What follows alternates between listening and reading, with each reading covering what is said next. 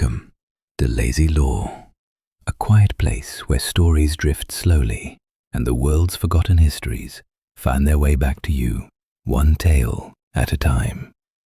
Tonight, we begin with a legend, a story older than memory, older than most civilizations still standing. A story of an island called Atlantis. Atlantis, they said, lay beyond the Pillars of Hercules, what we now call the Strait of Gibraltar. It was larger than Libya and Asia combined, a land of rich soil, warm climate, and abundant resources. It had elephants, exotic fruits, hot springs, and an advanced understanding of engineering. Its capital was a marvel of architecture, a circular city with concentric rings of land and water. Bridges, canals, and gleaming walls of red, black, and white stone surrounded a central temple dedicated to Poseidon, god of the sea. According to Plato, Poseidon had fallen in love with a mortal woman named Cleito. He built Atlantis for her, and with her fathered 10 sons. These sons became kings. They ruled in harmony for a time. According to Plato's Critias, after Poseidon shaped the land of Atlantis for his beloved Cleito, he fathered 10 sons with her. These sons would become the first rulers, each assigned a portion of the vast island to govern.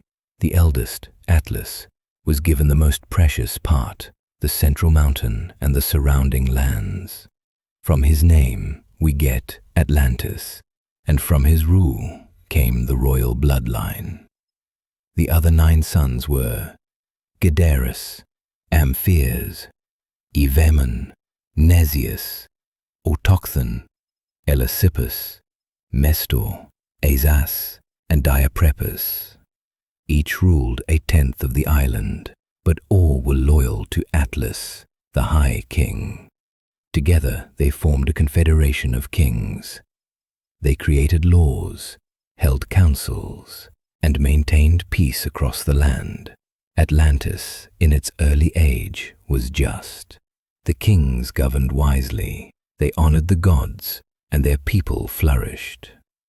The capital city of Atlantis was a marvel, a place of concentric circles of land and water, with bridges linking each ring to the next.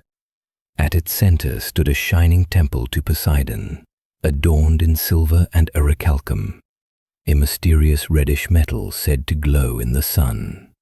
The Atlanteans built great ships, harvested rich soil, and constructed palaces, racecourses, and public baths. Their technology and organization rivaled anything known in Plato's world, and for many generations, the island prospered. But time changes all things, even paradise. As wealth and comfort grew, the Atlanteans slowly turned from their divine heritage. Pride began to bloom. They no longer held virtue above power, nor wisdom above ambition. The laws that once bound the 10 kings in harmony were forgotten. Self-interest rose, greed spread, and slowly, the Atlanteans became corrupted. Plato tells us that the gods noticed, and it was Zeus, king of the Olympians, who called a meeting of the gods to discuss what must be done. Here, in Critias, Plato's writing stops. The dialogue breaks off. The punishment is implied, but not described in detail. Yet in Timaeus we're told the result. In a single day and a single night, the earth shook, the sea rose, and Atlantis vanished beneath the waves, gone without a trace. For centuries, thinkers and explorers have searched for signs of Atlantis in the Azores, the Caribbean, Antarctica, beneath the sands of the Sahara. Some believe Atlantis may be based on the Minoan civilization, an advanced society on the island of Crete destroyed by a volcanic eruption over 3,500 years ago.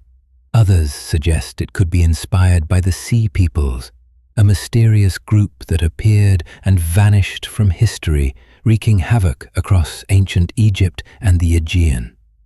Some think it never existed at all, and that's what makes it beautiful. Atlantis is more than a lost island. It's an idea, a longing for perfection, a yearning to discover a golden age that slipped just out of reach. It represents mystery and possibility, the sense that somewhere, beneath centuries of silence, something remarkable still waits. And so, whether Atlantis was history or allegory, real or imagined, we remember it. An island born from words that never quite fades. Thank you for joining us.